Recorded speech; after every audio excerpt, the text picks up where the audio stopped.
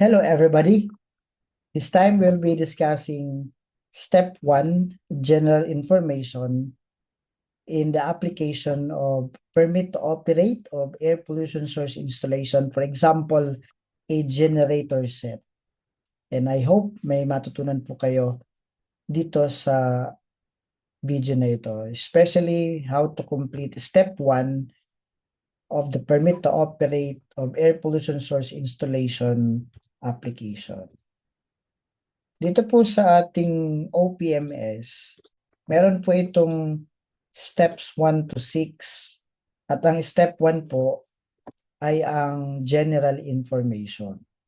So fill up natin yung step 1, general information ng permit to operate application form. So mula po rito, application type or validity, kung ang generator set natin is below 300 kilowatts ang capacity, we can select new regular 5 years. Kapag more than naman po ng 300 kilowatts ang capacity ng genset, we select temporary to regular 4 years. Now, we have here, has manually approved permit, yes or no? Kapag nag-yes tayo, ibig sabihin renewal ang ating application, we need to attach here the previously issued permit to operate. Kung no naman, we can proceed with the application pag-fill up ng form. The name of the company or owner. So halimbawa, meron tayo ditong ABC Company Inc. Kung DTI man po, registered, so proprietor po ito or proprietress. Meron tayo ditong pangalan, let's say Peter S. Pan. So depende po. Now, the establishment information, kung ano po ang pangalan ng ating ino-operate na establishment. For example, yung isang hospital, halimbawa po ABC Hospital. At ito po located halimbawa sa MP Casanova Street. At yung region natin, pipiliin natin dito yung applicable na region. For example, region 4A.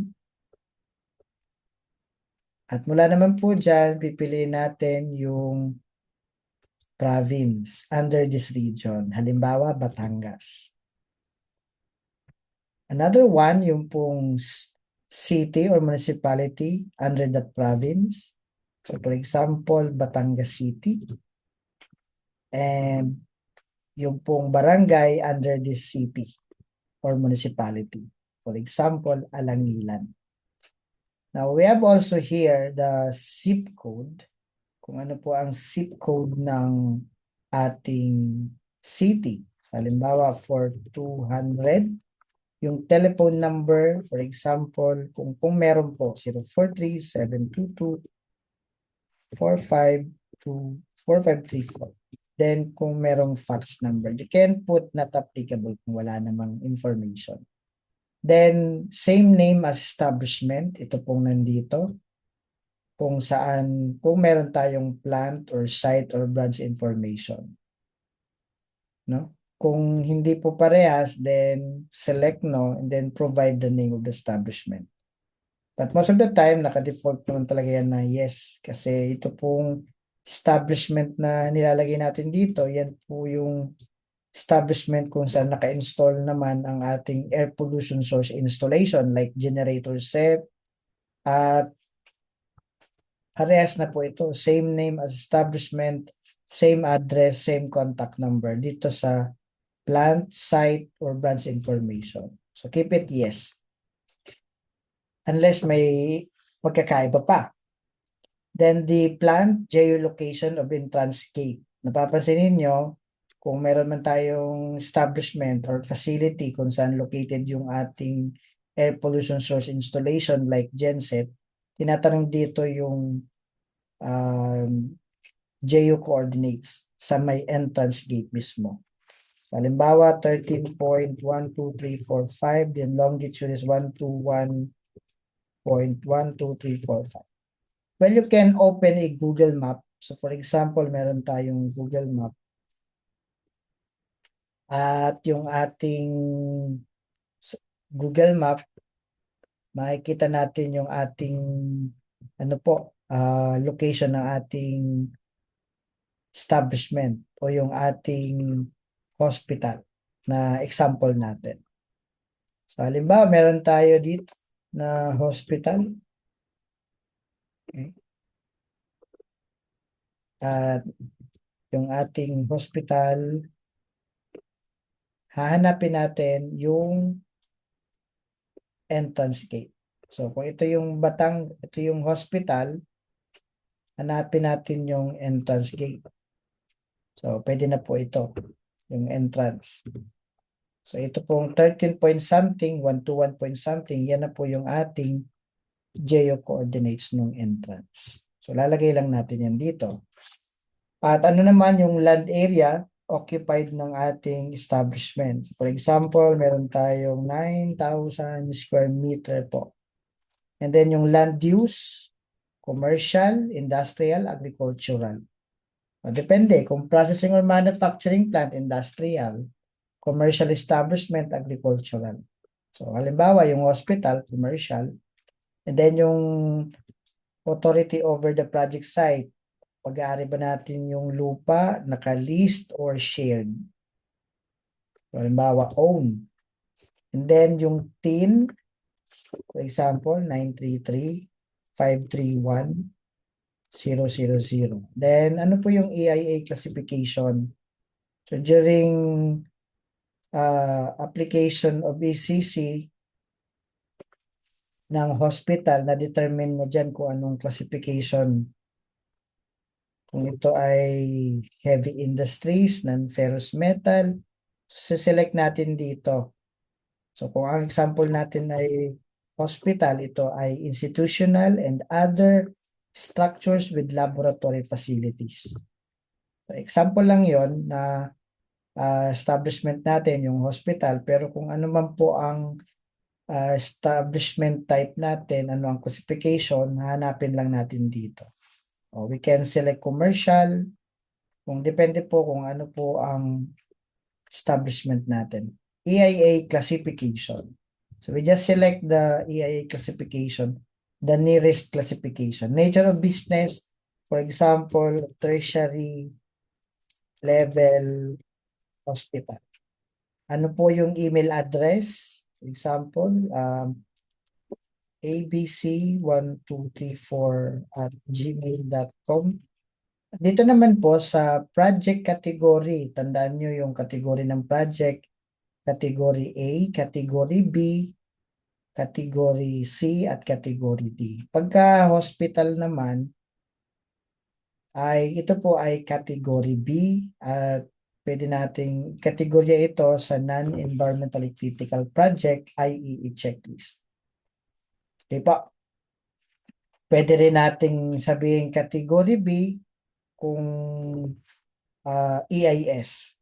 But for hospital, we can have category B, IEE. Pasok siya sa category B parehas. No po. Now, authorized capital, refer po tayo sa ating articles of incorporation. Kung SEC registered po, nakasulat po yan sa articles of incorporation, yung authorized capital. Kung kayo naman po ay DTI registered, yung ating authorized capital po, usually yan yung ating initial capital, not more than 2 million. Okay po.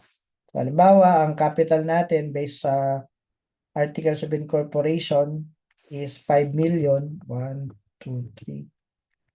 Yan, 5 million. Makikita nyo rin sa articles of incorporation kung magkano ang paid up capital. So, halimbawa, nakasulat doon 500,000. Sa mga DTI registered, mga proprietor, hindi tayo lumalagpas ng 2 million na capital. So, lagay natin 2 million At yung capital natin dito, actually wala naman tayong paid up capital dyan. Pwede mo ilagay dyan 0. Pwede mo ilagay yung 200,000. Now, date of start of operation, kailan po nagsimulang mag-operate ang ating establishment, na-install yung ating generator set, for example, yung ating air pollution source installation. O, halimbawa, February 24 or 2024. At nature of ownership, sole proprietorship, partnership, corporation, trust, government-owned, or GOCC. So, halimbawa tayo ay corporation o SEC registered. Halimbawa, sole proprietorship kung DTI registered po. Pagka LGU, government-owned or GOCC. Now, dito nilalagay natin yung ECC number. By the way, dun sa ating example, ginawa natin dito parang sa corporation. Piliin natin yung ating authorized capital na 5 million, paid up capital na 500,000, at nature of ownership, corporation. Yan yung ating sa example.